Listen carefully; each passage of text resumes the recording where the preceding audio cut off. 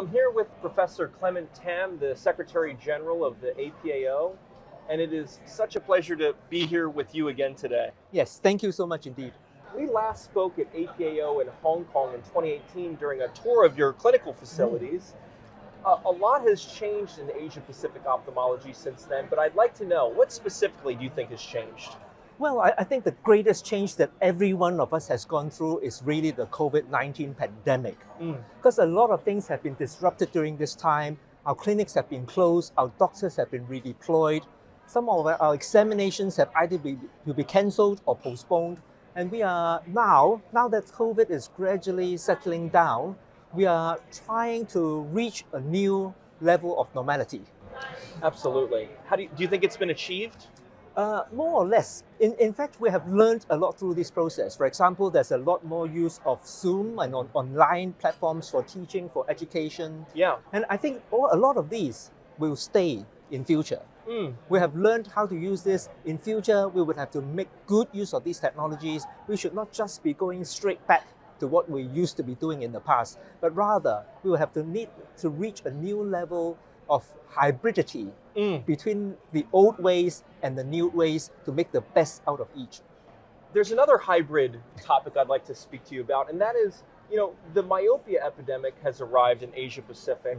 I'm curious what your take on ophthalmologists and optometrists working together to tackle that epidemic. Do you think that further collaboration, so to speak, in the APAO's theme is warranted? Oh yes, definitely. I think in fact, it's not just myopia, but in tackling any eye disease, we would really need a good team approach. In fact, ophthalmologists, say for example, in our setting, we do a lot of work for prevention of myopia in children. So it's a great teamwork involving ophthalmologists, optometrists, ophthalmic nurses.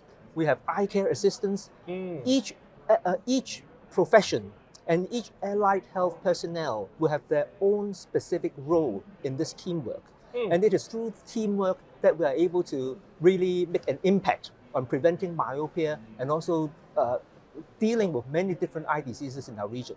We have to learn how to live with each other, how to work with each other effectively, and of course the top priority is the safety of patients and the betterment of ophthalmic care for all our patients. Also, Professor Tham, you represent a number of international bodies, so I'm curious how societies and organizations can work together for the betterment of eye care. I think the largest role that most, if not all, of these professional societies is to promote education. Say, for example, a very important role of APAO is to promote ophthalmic education by bringing congresses to the ophthalmic community in the Asia-Pacific region.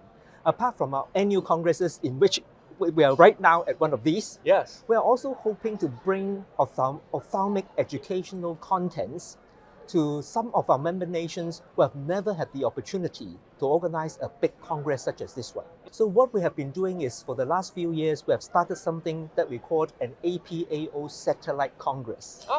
Fantastic. Yes, in which we are bringing our educational contents, bringing our faculty to these member societies, to these member nations, and join the annual scientific meeting.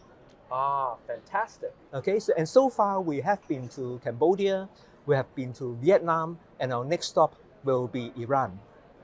Now, Clement, what are you personally interested in at APAO this year? Any hot topics? This time it is our change of guards. Okay. So all the office bearers in APAO and also council members are being re-elected. And one important development is that from the day immediately after this Congress, APAO, in our 63 years of history, will have our first lady president. Oh, we got to interview her earlier today, and it was just lovely and such a wonderful thing that's happening. Yes, and she's also the first person from Bangladesh to become an APAO president. Other than that, we have also been looking ahead into the future.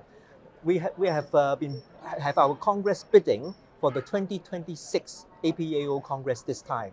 After a lot of discussions and eventually voting, our council members elected to go to Hong Kong in 2026. Well, we're very excited for the future. Bali is there next year, right before us, for the next APAO. Yet another great venue.